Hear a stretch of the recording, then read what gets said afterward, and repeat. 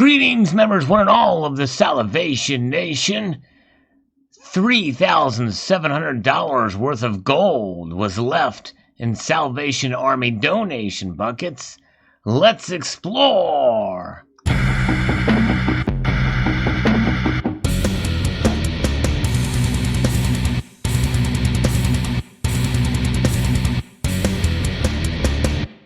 That's right, in one day, a gold coin and a bar worth $3,700 were left in a Salvation Army donation bucket, according here to the New York Post. You may remember me. I have done stories like this in the past, and many of us have heard about these kind of things happening for years before this channel was ever even conceived. This year is no different, even with a pandemic going on and a lot of people under financial duress. There's a lot of good people out there, and this is a good story. Here's an image of the gold coin that was left, a blurry image, but nonetheless, it is indeed a genuine gold eagle coin for sure. At least I think it is. It should be. It looks genuine from that picture, a little bit blurry, but they might want to test it just to make sure.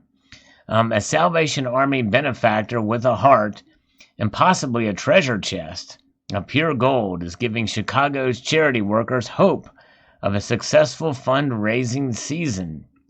At two separate sites Saturday, a gold bar and a $50 American Eagle coin were dropped in the Salvation Army's iconic red kettles, an annual tradition across the U.S. to raise money for those in need of food or emergency assistance. Salvation Army spokeswoman Katie Hines Fingston confirmed the generous offerings, each worth an estimate of $1,800 to $1,900, according to the Chicago Tribune. Lieutenant Scott Smith, a local Salvationist for the 155-year-old global nonprofit, said the outsized alms have given him hope for humanity during the particularly dire holiday season.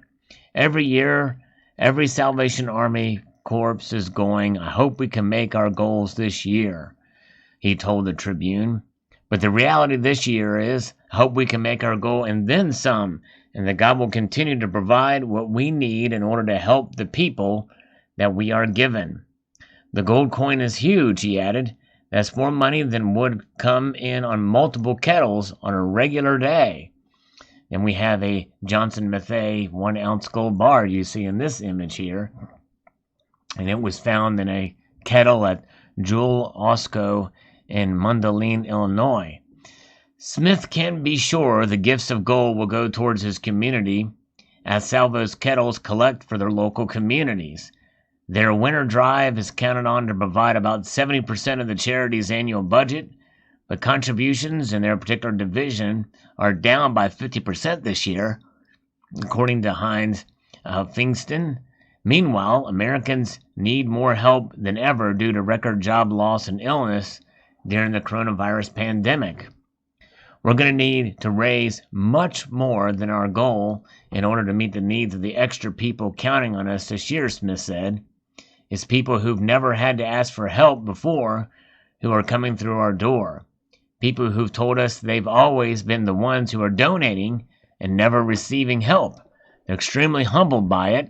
They're definitely not used to being on this end of things. Last year, Salvo introduced a cashless, contactless donation method, which allows users to scan a QR code to their local kettle and use Apple Pay, Google Pay, or credit card to donate by phone. While so many people are hurting, said Smith, it gives me hope for humanity, that people are invested in us being able to help people as we have for well over 100 years. It's moving that people have faith that if they take whatever amount they can afford to give, that the Salvation Army is going to do the most good with it. And Salvation Army is definitely a good charity for sure. Definitely. And people, I've covered this on a previous video about this topic, wonder how they can fit these coins in the slots, but they are wide enough, especially with a gold bar that comes in an assay card that you can see here.